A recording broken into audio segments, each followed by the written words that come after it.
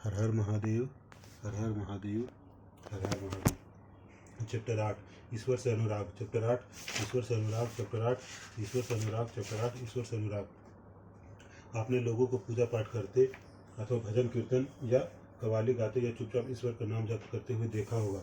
आपने लोगों को पूजा पाठ करते अथवा भजन कीर्तन या कव्वाली गाते या चुपचाप ईश्वर का नाम जप करते हुए देखा होगा। आपने लोगों को पूजा पाठ करते अथवा भजन कीर्तन या कव्वाली गाते या चुपचाप ईश्वर का नाम जप करते हुए देखा होगा। आपने लोगों को पूजा पाठ करते अथवा भजन कीर्तन या कव्वाली गाते या चुपचाप ईश्वर का नाम जप करते हुए देखा।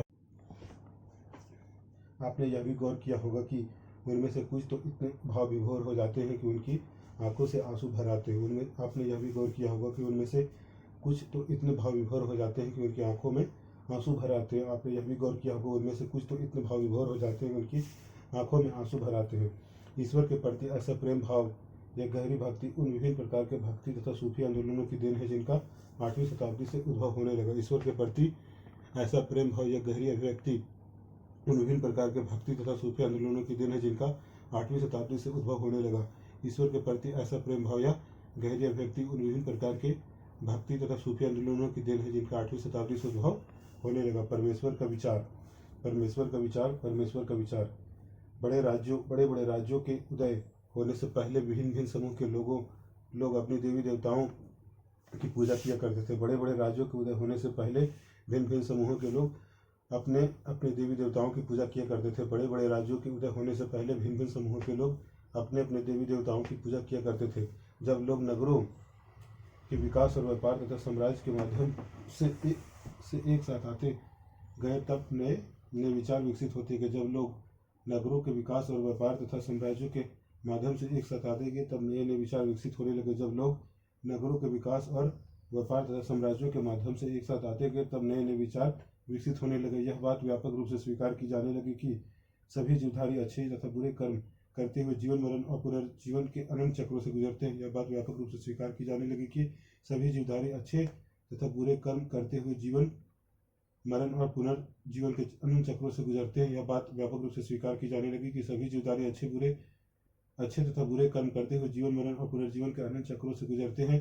इसी प्रकार यह विचार भी गहरे बैठ गया था कि सभी व्यक्ति जन्म के समय भी एक बराबर नहीं होते। यह बात व्यापक रूप से स्वीकार की जाने लगी कि सभी जीवधारी अच्छे तथा बुरे कर्म करते हुए जीवन मरण और पुनर्जीवन के अनंत चक्रों से गुजरते हैं। इसी प्रकार यह विचार भी गहरे बैठ गया था कि सभी व्यक्ति जन्म के समय भी एक बराबर नहीं होते। इसी प्रकार यह विचार भी गहरे बैठ गया था कि सभी व्यक्ति जन्म के समय भी एक बराबर नहीं होते हैं। इस प्रकार यह विचार भी गहरे बैठ गया था कि सभी व्यक्ति जन्म के समय एक बराबर नहीं होते हैं।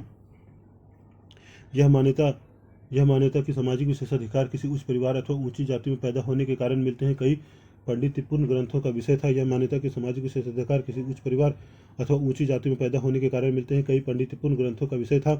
यह मान्यता कि सामाजिक विशेषाधिकार किसी उच्च परिवार अथवा ऊंची जाति में पैदा होने के कारण मिलते हैं कई पंडितपूर्ण ग्रंथों का विषय था। अनेक लोग ऐसे विचारों के कारण बेचैन थे। अनेक लोग ऐसे विचारों के कारण बेचैन थे।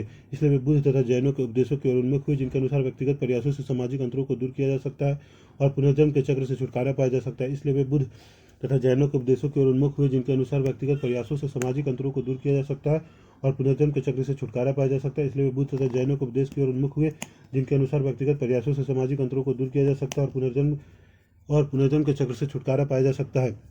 कुछ अन्य लोग परमेश्वर संबंधी इस विचार से आकर्षित हुए। यदि मनुष्य भक्ति भाव से परमेश्वर की शरण में जाए तो परमेश्वर व्यक्ति को इस बंधन से मुक्त कर सकता है। कुछ अन्य लोग परमेश्वर संबंधी इस विचार से आकर्षित हुए कि यदि मनुष्य भक्ति भाव से परमेश्वर की शरण में जाए तो परमेश्वर व्यक्ति को इस बंधन से मुक्त कर सकता है। कुछ लोग परमेश्वर संबंधी इस विचार से आकर्षित हुए कि यदि मनुष्य भक्ति भाव से परमेश्वर की शरण में जाए तो परमेश्वर व्यक्ति को इस बंधन से मुक्त कर सकता है। श्रीमद् भगवद गीता में व्यक्त यह विचार सामान्य सन ईस्वी की प्रारंभिक शताब्दियों में लोकप्रिय हो गया था। श्रीमद् भागवत गीता में व्यक्त यह विचार सामान्य सन ईस्वी सन की प्रारंभिक शताब्दियों में लोकप्रिय हो गया था। श्रीमद् भागवत गीता में व्यक्त यह विचार सामान्य सन ईस्वी सन की प्रारंभिक शताब्दियों में लोकप्रिय हो गया था। विशेष धार्मिक अनुष्ठानों के माध्यम से शिव विष्णु तथा दुर्गा को परम देवी देवताओं के रूप में पूजा जाने लगा। विशेष धार्मिक अनुष्ठानों के माध्यम से शिव विष्णु तथा दुर्गा को परम देवी देवताओं के रूप में पूजा जाने लगा। विशेष धार्मिक अनुष्ठानों के माध्यम से शिव विष्णु तथा दुर्गा को परम देवी देवताओं के रूप में पूजा जाने लगा। साथ साथ भिन्न भिन्न क्षेत्रों में पूजे जाने वाले देवों या देवियों को शिव, विष्णु या दुर्गा का रूप माने जाने लगा। साथ साथ भिन्न भिन्न क्षेत्रों में पूजे जाने वाले देवों एवं देवियों को शिव, विष्णु या दुर्गा का रूप माने जाने लगा। साथ साथ भिन्न भिन्न क्षेत्रों में पूजे जाने वाले देवों या देवियों को शिव, विष्णु या दुर्गा का रूप माने जाने लगा। इसी प्रक्रिया में स्थानिक मिथक तथा किस्से कहानियां पौराणिक कथाओं के अंग बन गए। इसी प्रक्रिया में स्थानिक मिथक तथा किस्से कहानियां पौराणिक कथाओं के अंग बन गए। इसी प्रक्रिया में स्थानीय मिथक तथा किस्से कहानियां पौराणिक कथाओं के अंग बन गए। पुराणों में पूजा की जिन पद्धतियों की अनुशंसा की गई थी उन्हें स्थानीय पंथों में भी अपनाया जाने लगा।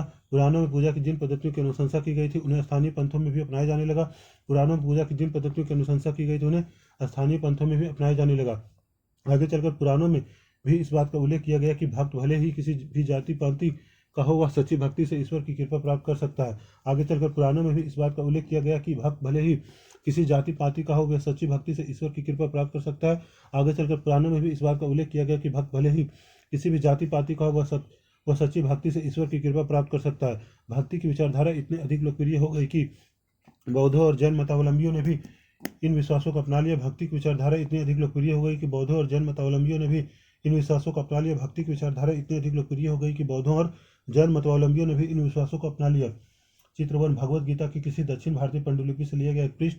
चित्रवन भगवद गीता की किसी दक्षिण भारतीय पांडुलिपि से लिया गया एक पृष्ठ। भगवद गीता की किसी दक्षिण भारतीय पांडुलिपि से लिया गया एक पृष्ठ। भगवद गीता की किसी दक्षिण भारतीय पांडुलिपि से लिया गया एक पृष्ठ। भगवद गीता के किसी दक्षिण भारतीय पांडुलिपि से लिया गया एक पृष्ठ। भगवद गीता के किसी दक्षिण भारतीय पांडुलिपि से लिया गया एक पृष्ठ। भगवद गीता का किसी दक्षिण भारतीय पांडुलिपि से लिया गया एक पृष्ठ। दक्षिण भारत में भक्ति का एक नया प्रकार नयनार और अलवार। दक्षिण भारत में भक्ति का एक नया प्रकार नयनार और अलवार। दक्षिण भारत में भक्ति का एक नया प्रकार नयनार और अलवार। दक्षिण भारत में भक्ति का एक नया प्रकार नयनार और अलवार। 7वीं से 9वीं शताब्दियों के बीच कुछ नए धार्मिक आंदोलनों का प्रादुर्भाव हुआ। 7वीं और 9वीं शताब्दियों के बीच कुछ नए धार्मिक आंदोलनों का प्रादुर्भाव हुआ। 7वीं से 9वीं शताब्दियों के बीच कुछ नए धार्मिक आंदोलनों का प्रादुर्भाव हुआ।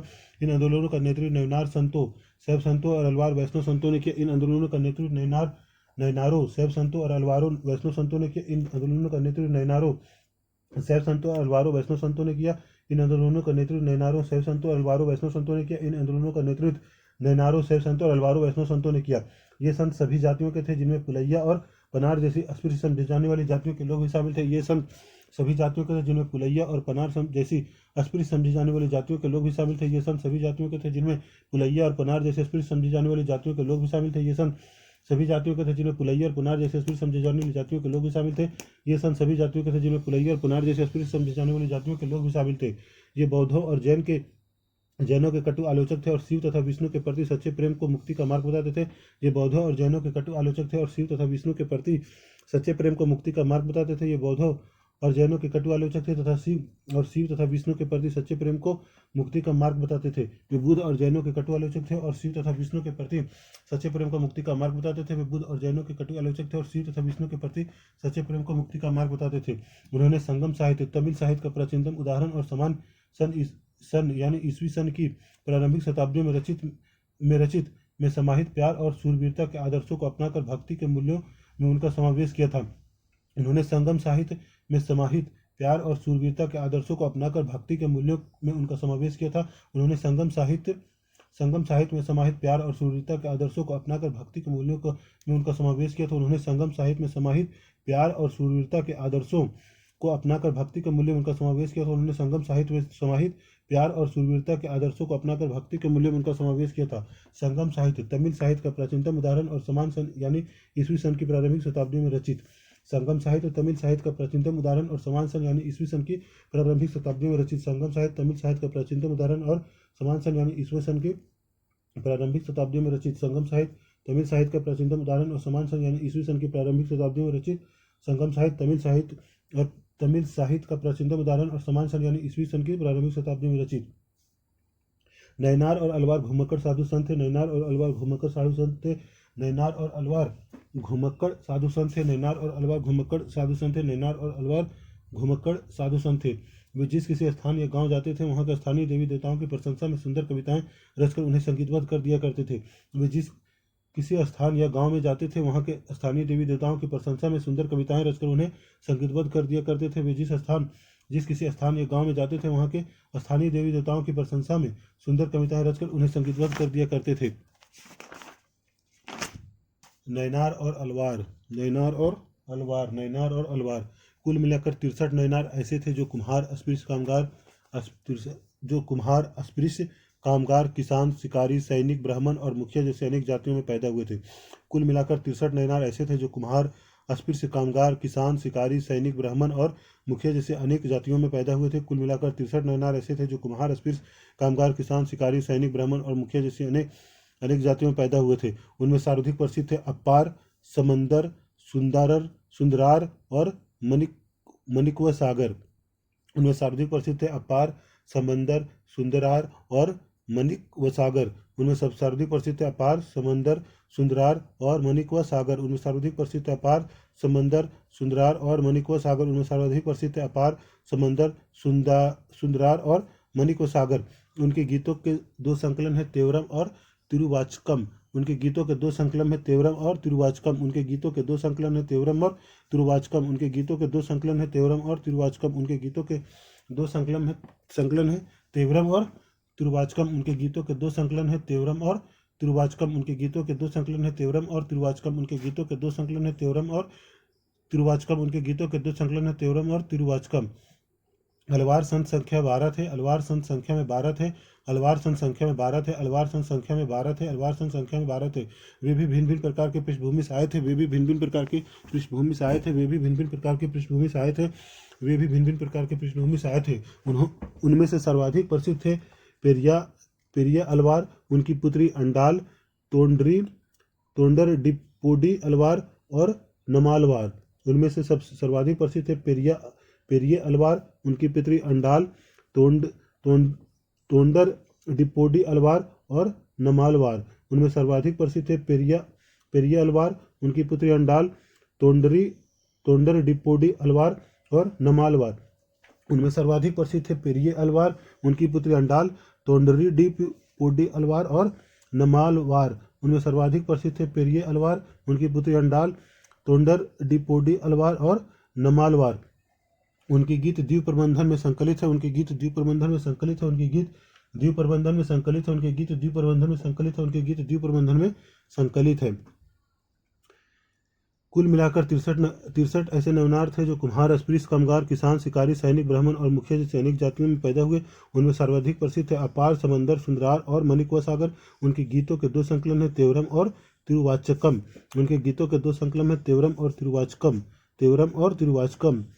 अलवार 12 थे। वे विभिन्न प्रकार के पृष्ठभूमि से आए थे। उनमें सर्वाधिक प्रसिद्ध है पेरिये अलवार, उनकी पुत्री अंडाल, तोंडर डिपोडी अलवार, नमालवार। उनके गीत द्वीप प्रबंधन में संकलित है। उनके गीत द्वीप प्रबंधन में संकलित है। उनके गीत द्वीप प्रबंधन में संकलित है। उनके गीत द्वीप प्रबंधन में संकलित है। तेवरम और तिरुवाचकम द्वीप प्रबंधन। तेवरम और तिरुवाचकम द्वीप प्रबंधन। तेवरम और तिरुवाचकम द्वीप प्रबंधन। तेवरम और तिरुवाचकम द्वीप प्रबंधन। तेवरम और तिरुवाचकम द्वीप प्रबंधन। तेवरम और तिरुवाचकम द्वीप प्रबंधन। तेवरम और तिरुवाचकम द्वीप प्रबंधन। तेवरम और तिरुवाचकम द्वीप प्रबंधन। धार्मिक जीवनी / संत जीवनी लेखन। संतों की जीवनियाँ लिखना। धार्मिक जीवनी / संत जीवनी लेखन। संतों की जीवनियाँ लिखना। धार्मिक जीवनी / संत जीवनी लेखन। संतों की जीवनियाँ लिखना। मणिकव सागर की एक कांस्य प्रतिमा। मणिकव सागर की एक कांस्य प्रतिमा। मणिकव सागर की एक कांस्य प्रतिमा। मणिकव सागर की एक कांस्य प्रतिमा। मणिकव सागर की एक कांस्य प्रतिमा। मणिकव सागर की एक कांस्य प्रतिमा। मणिकव सागर की कांस्य प्रतिमा। मणिकव सागर की कांस्य प्रतिमा। मणिकव सागर की कांस्य प्रतिमा। मणिकव सागर की कांस्य प्रतिमा। मणिकव सागर की कांस्य प्रतिमा। 10वीं से 12वीं सदियों के बीच चोल और पांड्य राजाओं ने उन अनेक धार्मिक स्थलों पर विशाल मंदिर बनवा दिए जहाँ की संत कवियों ने यात्रा की थी।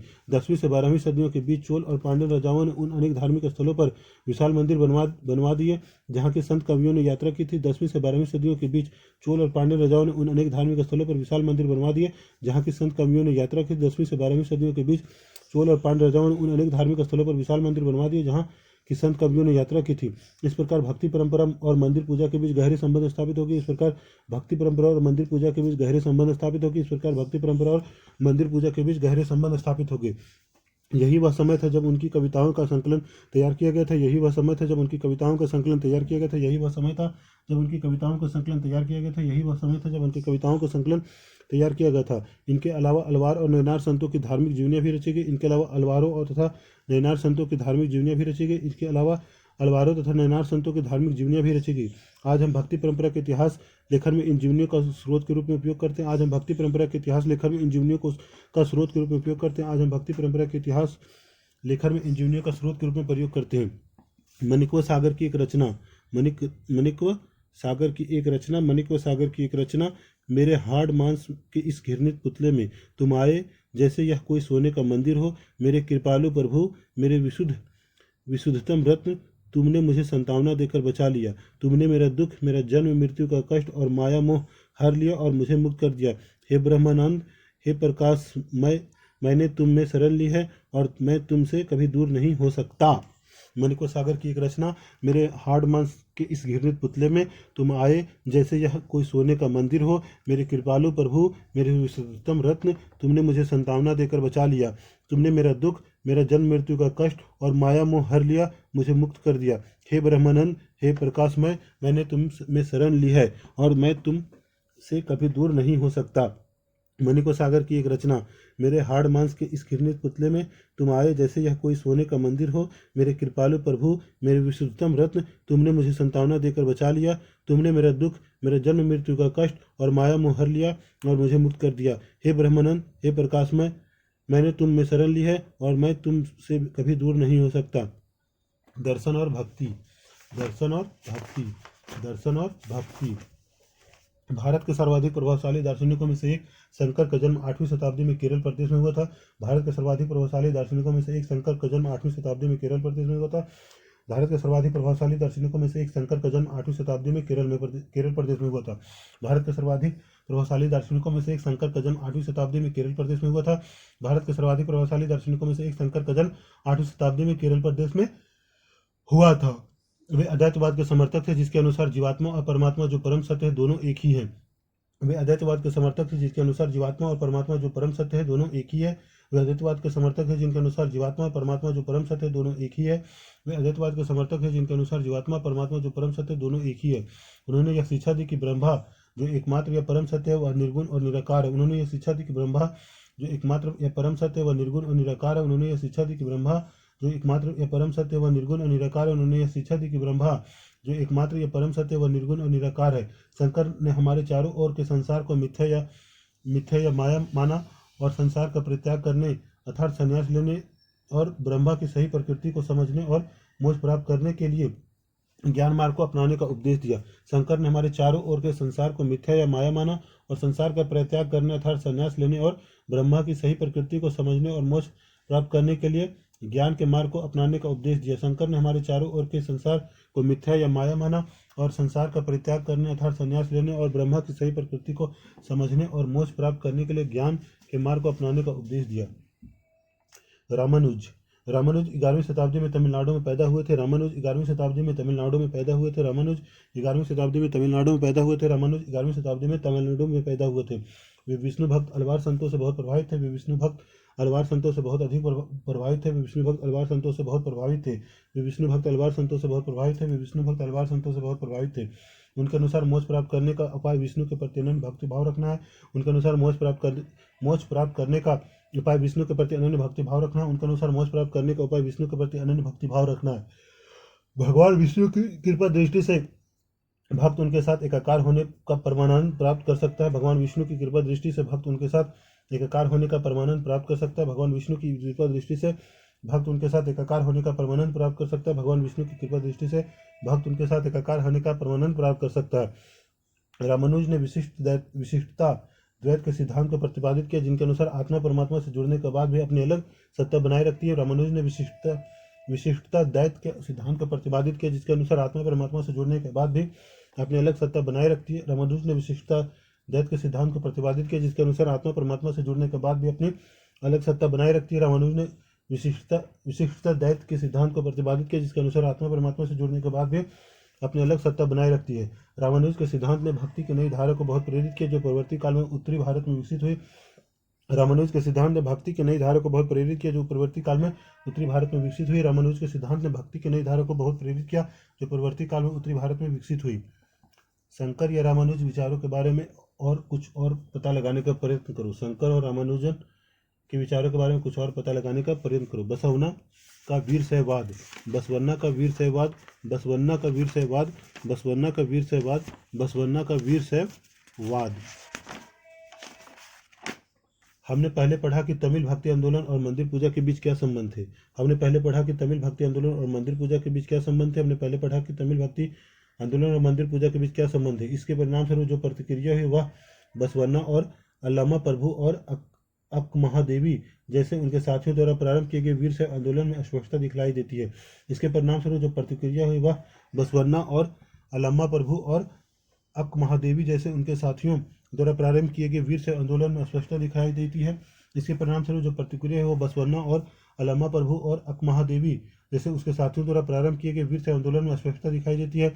इसके परिणाम स्वरूप जो प्रतिक्रिया है वो बसवन्ना और अल्लामा प्रभु और अक महादेवी जैसे उसके साथियों द्वारा प्रारंभ की गई वीर शैव आंदोलन में स्पष्टता दिखलाई देती है। इसके परिणाम स्वरूप जो प्रतिक्रिया है वो बसवन्ना और अल्लामा प्रभु और अक महादेवी जैसे उसके साथियों द्वारा प्रारंभ की गई वीर शैव आंदोलनों में स्पष्टता दिखलाई देती है। यह आंदोलन 12वीं शताब्दी के मध्य में कर्नाटक में प्रारंभ हुआ था। यह आंदोलन 12वीं शताब्दी के मध्य में कर्नाटक में प्रारंभ हुआ था। यह आंदोलन 12वीं शताब्दी के मध्य में कर्नाटक में प्रारंभ हुआ था। वीर शैवों ने सभी व्यक्तियों की समानता के पक्ष में और जाति तथा नारी के प्रति व्यवहार के बारे में ब्राह्मणवादी विचारधारा के विरुद्ध अपने प्रबल तर्क प्रस्तुत किए। वीर शैवों ने सभी व्यक्तियों की समानता के पक्ष में और जाति तथा नारी के प्रति व्यवहार के बारे में ब्राह्मणवादी विचारधारा के विरुद्ध अपने प्रबल तर्क प्रस्तुत किए। वीर शैवों ने सभी व्यक्तियों की समानता के पक्ष में और जाति तथा नारी के प्रति व्यवहार के बारे में ब्राह्मणवादी विचारधारा के विरुद्ध अपने प्रबल तर्क प्रस्तुत किए। इसके अलावा वे सभी प्रकार के कर्मकांडों और मूर्ति पूजा के विरोधी थे। इसके अलावा वे सभी प्रकार के कर्मकांडों और मूर्ति पूजा के विरोधी थे। इसके अलावा वे सभी प्रकार के कर्मकांडों और मूर्ति पूजा के विरोधी थे। वीर शैवों के वचन नीचे कुछ वचन या कथन दिए गए जो बसवन्ना को बताए जाते हैं। धनवान लोग शिव के लिए मंदिर बनाते हैं, मैं एक गरीब आदमी क्या करूंगा। मेरी टांगे खंभे हैं, शरीर तीर्थ मंदिर है जिसकी सिर उसकी छतरी है और सोने की बनी हुई है। जरा सुनो नदी संगम के प्रभु, खड़ी हुई चीजें कभी गिर जाएंगी लेकिन चलने वाली सदा चलती रहेंगी। बसवन्ना ईश्वर को कौन सा मंदिर अर्पित कर रहा है। वीर शैव के वचन नीचे दिए गए कथन बसवन्ना को बताए जाते हैं। धनवान लोग शिव के लिए मंदिर बनाते हैं, मैं एक गरीब आदमी क्या करूंगा। मेरी टांगे खंभे हैं, शरीर तीर्थ मंदिर है, सिर उसकी छतरी है, सोने की बनी हुई है। जरा सुनो नदी संगम के प्रभु, खड़ी हुई चीजें कभी गिर जाएंगी लेकिन चलने वाले सदा चलती रहेंगी। बसवन्ना ईश्वर से कौन सा मंदिर अर्पित कर रहा है। बसवन्ना के बताए जाते हैं। धनवान लोग शिव के लिए मंदिर बनाते हैं, मैं एक गरीब आदमी क्या करूंगा। मेरी टांगे खंभे हैं, शरीर तीर्थ मंदिर है, सिर उसकी छतरी है, सोने की बनी हुई। जरा सुनो नदी संगम के प्रभु, खड़ी हुई चीजें कभी गिर जाएंगी लेकिन चलने वाले सदा चलती रहेंगी। बसवन्ना ईश्वर के कौन सा मंदिर अर्पित कर रहा है। महाराष्ट्र के संत 13वीं से 17वीं शताब्दी तक महाराष्ट्र में अनेक संत कवि हुए जिनके सरल मराठी भाषा में लिखे गए गीत आज भी जनमन को प्रेरित करते हैं। 13वीं से 17वीं शताब्दी तक महाराष्ट्र में अनेक संत कवि हुए जिनके सरल मराठी भाषा में लिखे गए गीत आज भी जनमन को प्रेरित करते हैं। 13वीं से 17वीं शताब्दी तक महाराष्ट्र में अनेक संत कवि हुए जिनके सरल मराठी भाषा में लिखे गीत आज भी जनमन को प्रेरित करते हैं। उन संतों में सबसे महत्वपूर्ण थे ज्ञानेश्वर, नामदेव, एकनाथ और तुकाराम तथा सखुबाई जैसी स्त्रियां तथा चोखमेवा का परिवार जो अस्पृश्य समझी जाने वाली महार जाति का था। उन संतों में सबसे महत्वपूर्ण थे ज्ञानेश्वर, नामदेव, एकनाथ और तुकाराम तथा सखुबाई जैसी स्त्रियां तथा चोखामेवा का परिवार जो अस्पृश्य समझे जाने वाली महार जाति का था। उन संतों में सबसे महत्वपूर्ण थे ज्ञानेश्वर, नामदेव, एकनाथ और तुकाराम तथा सखुबाई जैसी स्त्रियां तथा चोखामेठा का परिवार जो अस्पृश्य समझे जाने वाली महार जाति का था।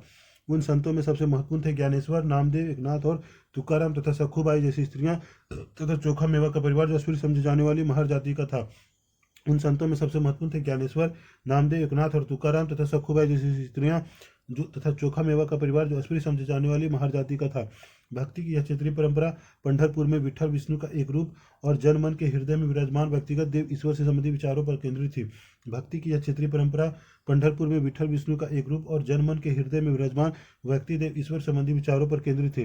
भक्ति की यह क्षेत्रीय परंपरा पंढरपुर में विठल विष्णु का एक रूप और जन मन के हृदय में विराजमान व्यक्ति देव ईश्वर के संबंधी विचारों पर केंद्रित थी। भक्ति की यह क्षेत्रीय परंपरा पंढरपुर में विठल विष्णु का एक रूप पर और जन मन के हृदय में विराजमान व्यक्तिगत देव ईश्वर के संबंधी विचारों पर केंद्रित थी। इन संत कवियों ने सभी प्रकार के कर्मकांडों, पवित्रता के ढोंगों और जन्म पर आधारित सामाजिक अंतरों का विरोध किया। इन संत कवियों ने सभी प्रकार के कर्मकांडों, पवित्रता के ढोंगों और जन्म पर आधारित सामाजिक अंतरों का विरोध किया। इन संत कवियों ने सभी प्रकार के कर्मकांडों, पवित्रता के ढोंगों और जन्म पर आधारित सामाजिक अंतरों का विरोध किया। यहाँ तक कि उन्होंने संन्यास के विचार को भी ठुकरा दिया और किसी भी अन्य व्यक्ति की तरह रोजी रोटी कमाते हुए परिवार के साथ रहने और विनम्रतापूर्वक जरूरतमंद साथी व्यक्तियों की सेवा करते हुए जीवन बिताने को अधिक पसंद किया। यहाँ तक कि उन्होंने संन्यास के विचार को भी ठुकरा दिया और किसी भी अन्य व्यक्ति की तरह रोजी रोटी कमाते हुए परिवार के साथ रहने और विनम्रतापूर्वक जरूरतमंद साथी व्यक्तियों की सेवा करते हुए जीवन बिताने को अधिक पसंद किया। यहाँ तक कि उन्होंने संन्यास के विचार को भी ठुकरा दिया और किसी भी अन्य व्यक्ति की तरह रोजी रोटी कमाते हुए परिवार के साथ रहने और विनम्रतापूर्वक जरूरतमंद साथी व्यक्तियों की सेवा करते हुए जीवन बिताने को अधिक पसंद किया। उन्होंने इस बात पर बल दिया कि असली भक्ति दूसरों के दुखों को बांट लेना है। उन्होंने इस बात पर बल दिया कि असली भक्ति दूसरों के दुखों को बांट लेना है। उन्होंने इस बात पर बल दिया कि असली भक्ति दूसरों के दुखों को बांट लेना है। इससे एक नए मानवतावादी विचार का उद्भव हुआ। जैसा कि सुप्रसिद्ध गुजराती संत नरसिंह मेहता ने कहा था, वैष्णव जन तो तेने कहिए पीर पराई जाने रे। जैसा कि सुप्रसिद्ध गुजराती संत नरसिंह मेहता ने कहा था, वैष्णव जन तो तेने कहिए पीर पराई जाने रे। जैसा कि सुप्रसिद्ध गुजराती संत नरसिंह मेहता ने कहा था, वैष्णव जन तो तेने कहिए पीर पराई जाने रे। सामाजिक व्यवस्था पर प्रश्न चिन्ह। यह संत तुकाराम का एक अभंग मराठी भक्ति गीत है। सामाजिक व्यवस्था पर प्रश्न चिन्ह। यह संत तुकाराम का एक अभंग मराठी भक्ति गीत है। जो दीन दुखियों पीड़ितों को अपना समझता है वही संत है, क्योंकि ईश्वर उसके साथ है। वह हर एक परित्यक्त व्यक्ति को अपने दिल से लगाए रखता है। वह एक दास के साथ भी अपने पुत्र जैसा व्यवहार करता है। तुकाराम का कहना है कि मैं यह कहते कहते कभी नहीं थकूंगा, ऐसा व्यक्ति स्वयं ईश्वर है। यह संत तुकाराम के एक अभंग मराठी भक्ति गीत है। जो दीन दुखियों पीड़ितों को अपना समझता है वही संत है, क्योंकि ईश्वर उसके साथ है। वह हर एक परित्यक्त व्यक्ति को अपने दिल से लगाए रखता है। वह एक दास के साथ भी अपने पुत्र जैसा व्यवहार करता है। तुकाराम का कहना है कि मैं यह कहते कहते कभी नहीं थकूंगा, ऐसा व्यक्ति स्वयं ईश्वर है। यह संत तुकाराम का एक अभंग मराठी भक्ति गीत है। जो दीन दुखियों पीड़ितों को अपना समझता है वही संत है, क्योंकि ईश्वर उसके साथ है। वह हर एक परित्यक्त व्यक्ति को अपने दिल से लगाए रखता है। वह एक दास के साथ भी अपने पुत्र जैसा व्यवहार करता है। तुकाराम का कहना है कि मैं यह कहते कहते कभी नहीं थकूंगा, ऐसा व्यक्ति स्वयं ईश्वर है।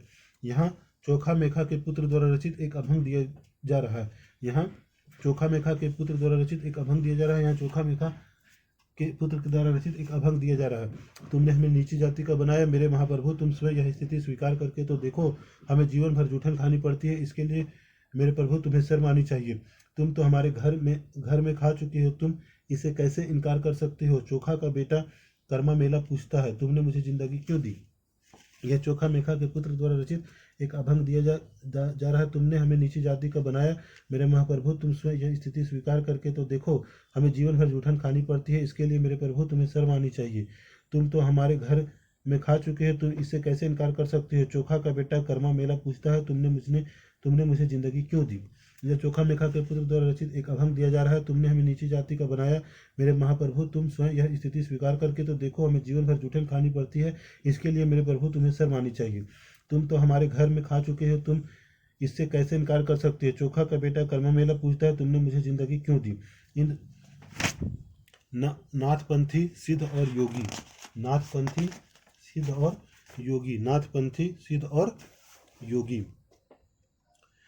नाथपंथी सिद्ध और योगी। इस काल में अनेक ऐसे धार्मिक समूह उभरे जिन्होंने साधारण तर्क वितर्क का सहारा लेकर रूढ़िवादी धर्म के कर्मकांडों और अन्य बनावटी पहलुओं तथा समाज व्यवस्था की आलोचना की। इस काल में अनेक ऐसे धार्मिक समूह उभरे जिन्होंने साधारण तर्क वितर्क का सहारा लेकर रूढ़िवादी धर्म के कर्मकांडों और अन्य बनावटी पहलुओं तथा समाज व्यवस्था की आलोचना की। इस काल में अनेक ऐसे धार्मिक समूह उभरे जिन्होंने साधारण तर्क वितर्क का सहारा लेकर रूढ़िवादी धर्म के कर्मकांडों और अन्य बनावटी पहलुओं तथा समाज व्यवस्था की आलोचना की। उनमें नाथपंथी सिद्धाचार और योगी जन उल्लेखनीय उनमें नाथपंथी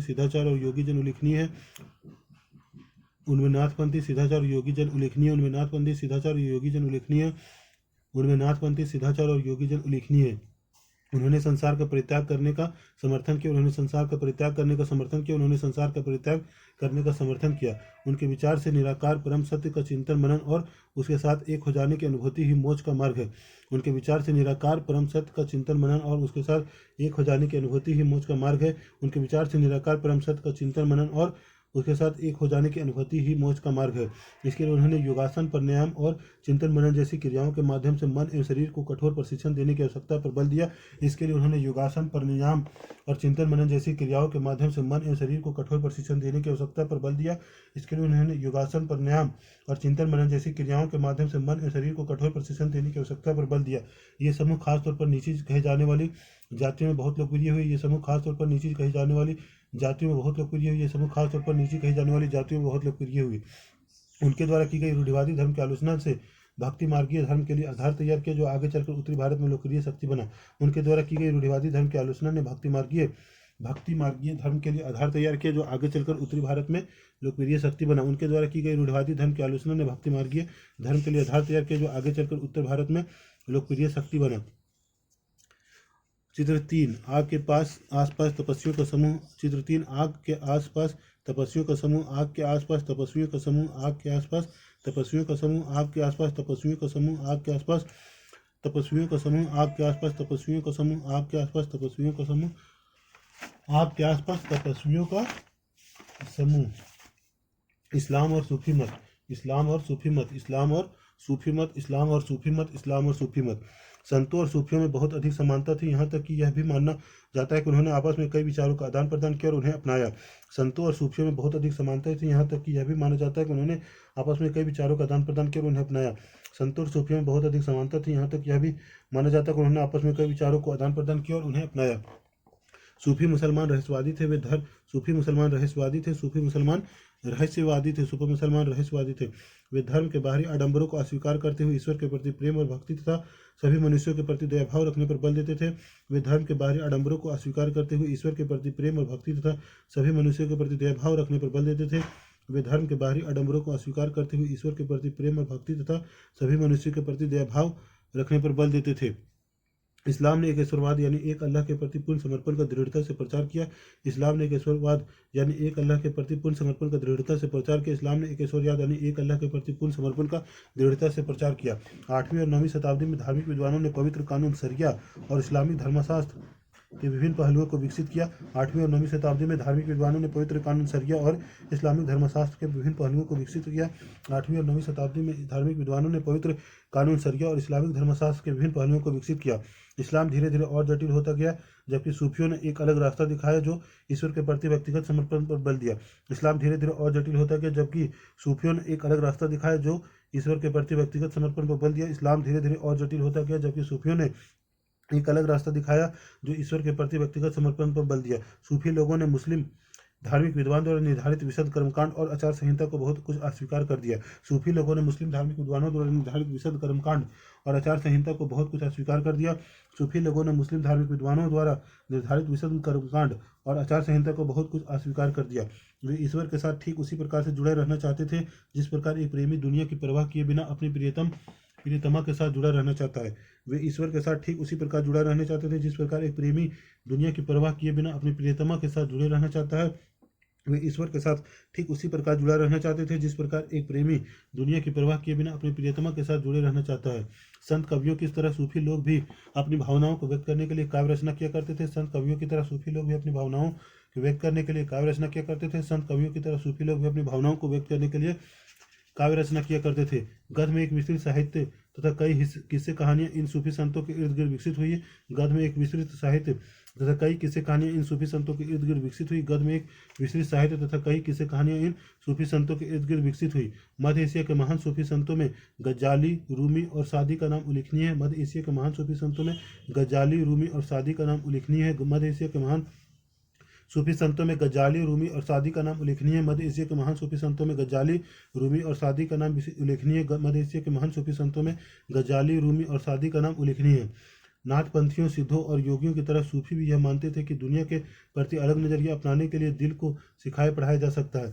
नाथपंथियों, सिद्धों और योगियों की तरह सूफी भी यह मानते थे कि दुनिया के प्रति अलग नजरिया अपनाने के लिए दिल को सिखाया पढ़ाया जा सकता है। नाथपंथियों, सिद्धों और योगियों की तरह सूफी भी यह मानते थे कि दुनिया के प्रति अलग नजरिया अपनाने के लिए दिल को सिखाया पढ़ाया जा सकता है।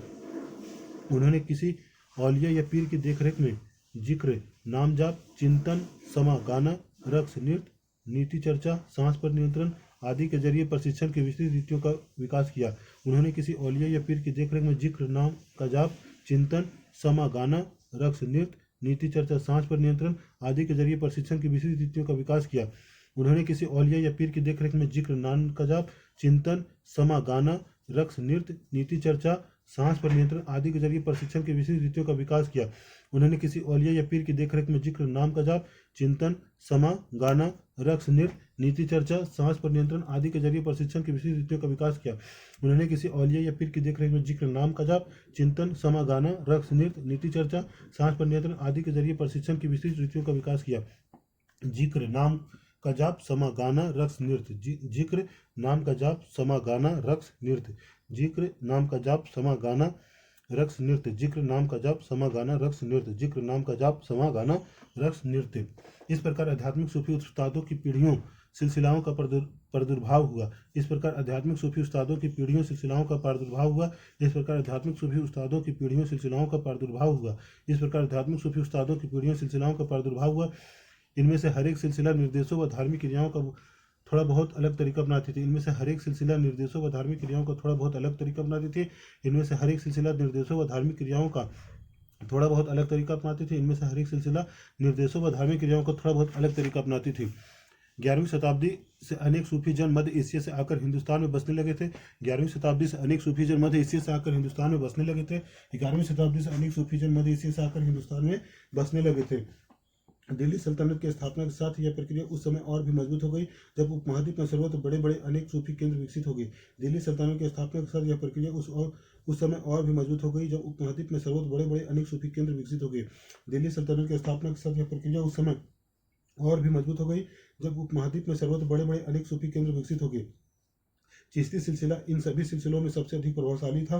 चिश्ती सिलसिला इन सभी सिलसिलों में सबसे अधिक प्रभावशाली था। चिश्ती सिलसिला इन सभी सिलसिलों में सबसे अधिक प्रभावशाली था। चिश्ती सिलसिला इन सभी सिलसिलों में सबसे अधिक प्रभावशाली था। चिश्ती सिलसिला इन सभी सिलसिलों में सबसे अधिक प्रभावशाली था। इसमें औलियाओं की एक लंबी परंपरा थी, जैसे अजमेर के ख्वाजा मोइनुद्दीन चिश्ती, दिल्ली के कुतुबुद्दीन बख्तियार काकी, पंजाब के बाबा फरीद, दिल्ली के ख्वाजा निजामुद्दीन औलिया और गुलबर्ग के बंदनवाज गिसुदराज। इसमें औलियाओं की एक लंबी परंपरा थी, जैसे अजमेर के ख्वाजा मोइनुद्दीन चिश्ती, दिल्ली के कुतुबुद्दीन बख्तियार काकी, पंजाब के बाबा फरीद, दिल्ली के ख्वाजा निजामुद्दीन औलिया और गुलबर्ग के बंदन नवाज गिसुदराज। इसमें औलियाओं की एक लंबी परंपरा थी, जैसे अजमेर के ख्वाजा मोइनुद्दीन चिश्ती, दिल्ली के कुतुबुद्दीन बख्तियार काकी, पंजाब के बाबा फरीद, दिल्ली के ख्वाजा निजामुद्दीन औलिया और गुलबर्ग के बंदनवाज गिसुदराज। इसमें औलियाओं की एक लंबी परंपरा थी, जैसे अजमेर के ख्वाजा मोइनुद्दीन चिश्ती, दिल्ली के कुतुबुद्दीन बख्तियार काकी, पंजाब के बाबा फरीद, दिल्ली के ख्वाजा निजामुद्दीन औलिया और गुलबर्ग के बंदनवाज गिसुदराज। इसमें औलियाओं की एक लंबी परंपरा थी, जैसे अजमेर के ख्वाजा मोइनुद्दीन चिश्ती, दिल्ली के कुतुबुद्दीन बख्तियार काकी, पंजाब के बाबा फरीद, दिल्ली के ख्वाजा निजामुद्दीन औलिया और गुलबर्ग के बंदनवाज गिसुदराज। इसमें औलियाओं की एक लंबी परंपरा थी, जैसे अजमेर के ख्वाजा मोइनुद्दीन चिश्ती, दिल्ली के कुतुबुद्दीन बख्तियार काकी, पंजाब के बाबा फरीद, दिल्ली के ख्वाजा निजामुद्दीन औलिया और गुलबर्ग के बंदनवाज गिसुदराज। इसमें औलियाओं की एक लंबी परंपरा थी, जैसे अजमेर के ख्वाजा मोइनुद्दीन चिश्ती, दिल्ली के कुतुबुद्दीन बख्तियार काकी, पंजाब के बाबा फरीद, दिल्ली के ख्वाजा निजामुद्दीन औलिया और गुलबर्ग के बंदनवाज गिसुदराज। इसमें औलियाओं की एक लंबी परंपरा थी, जैसे अजमेर के ख्वाजा मोइनुद्दीन चिश्ती, दिल्ली के कुतुबुद्दीन बख्तियार काकी, पंजाब के बाबा फरीद, दिल्ली के ख्वाजा निजामुद्दीन औलिया और गुलबर्ग के बंदनवाज गिसुदराज। चित्र 5। सूफी संत अनेक खनकाहों में विशेष बैठकों का आयोजन करते थे, जहां सभी प्रकार के भक्तगण, जिनमें शाही घरानों के लोग तथा अभिजात और आम लोग भी शामिल होते थे। सूफी संत अपने खनकाहों में विशेष बैठकों का आयोजन करते थे, जहां सभी प्रकार के भक्तगण, जिनमें शाही घरानों के लोग तथा अभिजात और आम लोग भी शामिल होते थे। सूफी संत अपने खनकाहों में विशेष बैठकों का आयोजन करते थे, जिसमें जहाँ सभी प्रकार के भक्तगण, जिनमें शाही घरानों के लोग तथा अभिजात और आम लोग भी शामिल होते थे, इन खनकाहों में आते थे, शामिल होते थे। इन खनकाहों में आते थे। वे आध्यात्मिक विषयों पर चर्चा करते थे। वे आध्यात्मिक विषयों पर चर्चा करते थे। अपनी दुनियादारी की समस्याओं को सुलझाने के लिए संतों से आशीर्वाद मांगते थे अथवा संगीत तथा नृत्य के जलसों में ही शामिल होकर चले जाते थे। अपनी दुनियादारी की समस्याओं को सुलझाने के लिए संतों से आशीर्वाद मांगते थे अथवा संगीत तथा नृत्य के ही जलसों में शामिल होकर चले जाते थे। अपनी दुनियादारी की समस्याओं को सुलझाने के लिए संतों से आशीर्वाद मांगते थे तथा संगीत तथा नृत्य के जलसों में ही शामिल होकर चले जाते थे। अक्सर लोग यह समझते थे कि सूफी औलियाओं के पास चमत्कारिक शक्तियाँ होती है, जिनसे आम लोगों को बीमारियों और तकलीफों से छुटकारा मिल सकता है। अक्सर लोग यह समझते थे कि सूफी औलियाओं के पास चमत्कारिक शक्तियाँ होता है, जिनसे आम लोगों को बीमारियों या तकलीफों से छुटकारा मिल सकता है। अक्सर लोग ये समझते थे कि सूफी औलियाओं के पास चमत्कारिक शक्तियाँ होती है, जिनसे आम लोगों को बीमारियों और तकलीफों से छुटकारा मिल सकती है। सूफी संत की दरगाह एक तीर्थस्थल बन जाता था, जहाँ सभी ईमान धर्म के लोग हजारों की संख्या में इकट्ठे होते थे। सूफी संत की दरगाह एक तीर्थस्थल बन जाता था, जहाँ सभी ईमान धर्म के लोग हजारों की संख्या में इकट्ठा होते थे। सूफी संत की दरगाह एक तीर्थस्थल बन जाता था, जहाँ सभी ईमान धर्म के लोग हजारों की संख्या में इकट्ठा होते थे। चित्र 5 कुरान की पांडुलिपि से लिया गया पृष्ठ दक्कन की प्रवृत्ति 15वीं शताब्दी। चित्र 5 कुरान की पांडुलिपि से लिया गया एक पृष्ठ दक्कन प्रवृत्ति 15वीं शताब्दी। चित्र 5 कुरान की पांडुलिपि से लिया गया एक पृष्ठ दक्कन प्रवृत्ति 15वीं शताब्दी। चित्र 5 कुरान की पांडुलिपि से लिया गया एक पृष्ठ दक्कन प्रवृत्ति 15वीं शताब्दी। चित्र 5 कुरान की पांडुलिपि से लिया गया एक पृष्ठ दक्कन प्रवृत्ति 15वीं शताब्दी। चित्र 5 कुरान की पांडुलिपि से लिए गए एक पृष्ठ दक्कन प्रवृत्ति 15वीं शताब्दी। कुरान की पांडुलिपि से लिया गया एक पृष्ठ दक्कन प्रवृत्ति 15वीं शताब्दी। कुरान की पांडुलिपि से लिया गया एक पृष्ठ दक्कन प्रवृत्ति 15वीं शताब्दी। खनकाह सूफी संस्था जहाँ सूफी संत अक्सर रहते भी थे। खनकाह सूफी संस्था जहाँ सूफी संत अक्सर रहते भी है। खानकाह सूफी संस्था जहाँ सूफी संत अक्सर रहते भी है। खानकाह सूफी संत जहाँ सूफी संस्था जहाँ सूफी संत अक्सर रहते भी है। खानकाह सूफी संस्था जहाँ सूफी संत अक्सर रहते भी है। खानकाह सूफी संस्था जहाँ सूफी संत अक्सर रहते भी है। चित्र 6 सभी पृष्ठभूमियों के भक्त सूफी दरगाहों में जाते थे। सभी पृष्ठभूमियों के भक्त सूफी दरगाहों पर जाते हैं। सभी पृष्ठभूमियों के भक्त सूफी दरगाहों पर जाते हैं। सभी पृष्ठभूमियों के भक्त सूफी दरगाहों पर जाते हैं। सभी पृष्ठभूमियों के भक्त सूफी दरगाहों पर जाते हैं। सभी पृष्ठभूमियों के भक्त सूफी दरगाहों पर जाते हैं। सभी पृष्ठभूमियों के भक्त सूफी दरगाहों पर जाते हैं। सभी पृष्ठभूमियों के भक्त सूफी दरगाहों पर जाते हैं। सभी पृष्ठभूमियों के लोग सूफी दरगाहों पर जाते हैं। मालिक प्रभु की खोज। मालिक प्रभु की खोज। मालिक प्रभु की खोज। जलालुद्दीन रूमी 13वीं सदी में एक महान सूफी शायर था। जलालुद्दीन रूमी 13वीं सदी का एक महान सूफी शायर था। जलालुद्दीन रूमी 13वीं सदी का एक महान सूफी शायर था। वह ईरान का रहने वाला था और उसने फारसी में काव्य की रचना की। वह ईरान का रहने वाला था और उसने फारसी में काव्य रचना की। वह ईरान का रहने वाला था और उसने फारसी में काव्य रचना की। उसकी कीर्ति का एक उदाहरण प्रस्तुत है। उसकी कीर्ति का एक उदाहरण प्रस्तुत है। उसकी कीर्ति का एक उदाहरण प्रस्तुत है। वह ईसाइयों की सूली पर नहीं था। वह ईसाइयों की सूली पर नहीं था। वह ईसाइयों की सूली पर नहीं था। मैं हिंदू मंदिरों में गया। मैं हिंदू मंदिरों में गया। मैं हिंदू मंदिरों में गया। वहाँ भी उसका कोई नामो निशान नहीं था। वहाँ भी उसका कोई नामो निशान नहीं था। न तो वह ऊंचाइयों में मिला, ना ही खाइयों में। मैं मक्का के काबा भी गया, वहाँ भी नहीं था। वह वहाँ नहीं था। मैंने उसके बारे में दार्शनिक एविसेना से पूछा। वह एविसेना की पहुँच से परे था। मैंने अपने दिल में झाँका, यही उसकी जगह थी। वही मैंने उसे पाया वह और कहीं नहीं था। जलालुद्दीन रूमी 13वीं सदी का महान सूफी शायर था। वह ईरान का रहने वाला था। उसने फारसी में काव्य रचना की। उसकी कीर्ति का एक उदाहरण प्रस्तुत है। वह ईसाइयों की सूली पर नहीं था। मैं मंदिरों में गया, वहाँ भी उसका कोई नामो निशान नहीं था। ना तो वह ऊंचाइयों में मिला, ना ही खाइयों में। मैं मक्का के काबा भी गया, वहाँ नहीं था। मैंने उसके बारे में दार्शनिक एविसेना से पूछा। वह एविसेना की पहुँच से परे था। मैंने अपने दिल में झाँका, यही उसकी जगह थी। वही मैंने उसे पाया, वह और कहीं नहीं था। जलालुद्दीन रूमी 13वीं सदी का एक महान सूफी शायर था। वह ईरान का रहने वाला था। उसने फारसी में काव्य की रचना की। उसकी कीर्ति का एक उदाहरण प्रस्तुत है। वह ईसाइयों की सूली पर नहीं था। मैंने हिंदू मंदिरों में गया, वहाँ भी उसका कोई नामो निशान नहीं था। ना ही तो वह ऊंचाइयों में मिला, ना ही खाइयों में। मैं मक्का के काबा भी गया, वहाँ भी नहीं था। मैंने उसके बारे में दार्शनिक एविसेना से पूछा। वह एविसेना के पहुँच से परे था। मैंने अपने दिल में झाँका, यही उसकी जगह थी। वहीं मैंने उसको पाया, वह और कहीं नहीं था। उत्तर भारत में धार्मिक बदलाव। उत्तर भारत में धार्मिक बदलाव। उत्तर भारत में धार्मिक बदलाव। 13वीं सदी के बाद उत्तर भारत में भक्ति आंदोलन की एक नई लहर आई। 13वीं सदी के बाद उत्तरी भारत में भक्ति आंदोलन की एक नई लहर आई। 13वीं सदी के बाद उत्तरी भारत में भक्ति आंदोलन की एक नई लहर आई। 13वीं सदी के बाद उत्तरी भारत में भक्ति आंदोलनों की एक नई लहर आई। यह एक ऐसा युग था जब इस्लाम, ब्राह्मणवादी, हिंदू धर्म, सूफी मत, भक्ति की विभिन्न धाराओं ने और नाथपंथियों, सिद्धों तथा योगियों ने परस्पर एक दूसरे को प्रभावित किया। यह एक ऐसा युग था जब इस्लाम, ब्राह्मणवादी, हिंदू धर्म, सूफी मत, भक्ति की विभिन्न धाराओं ने और नाथपंथियों, सिद्धों तथा योगियों ने परस्पर एक दूसरे को प्रभावित किया। यह एक ऐसा युग था जब इस्लाम, ब्राह्मणवादी, हिंदू धर्म, सूफी मत, भक्ति की विभिन्न धाराओं ने और नाथपंथियों, सिद्धों तथा योगियों ने परस्पर एक दूसरे को प्रभावित किया। हमने देखा कि नए नगरों और राज्यों का उद्भव हो रहा था और लोग अपने लिए नए नए व्यवसाय और नई नई भूमिकाएं खोज रहे थे। हमने देखा कि नए नगरों और राज्यों का उद्भव हो रहा था और लोग अपने लिए नए नए व्यवसाय और नई नई भूमिकाएं खोज रहे थे। हमने देखा कि नए नगरों और राज्यों का उद्भव हो रहा था और लोग अपने लिए नए नए व्यवसाय और नई नई भूमिकाएं खोज रहे थे। ऐसे लोग विशेष रूप से शिल्पी, कृषक, व्यापारी और मजदूर इन नए संतों के विचार को सुनने के लिए इकट्ठे हो जाते थे। ऐसे लोग विशेष रूप से शिल्पी, कृषक, व्यापारी और मजदूर इन नए संतों के विचारों को सुनने के लिए इकट्ठे हो जाते थे। ऐसे लोग विशेष रूप से शिल्पी, कृषक, व्यापारी और मजदूर इन नए संतों के विचारों को सुनने के लिए इकट्ठे हो जाते थे। फिर वे उनका प्रचार करते थे। फिर वे उनका प्रचार करते थे। फिर वे उनका प्रचार करते थे। चित्र 7 चैतन्य देव 16वीं शताब्दी के बंगाल में एक भक्ति संत। चित्र 7 चैतन्य देव 16वीं शताब्दी के बंगाल में एक भक्ति संत।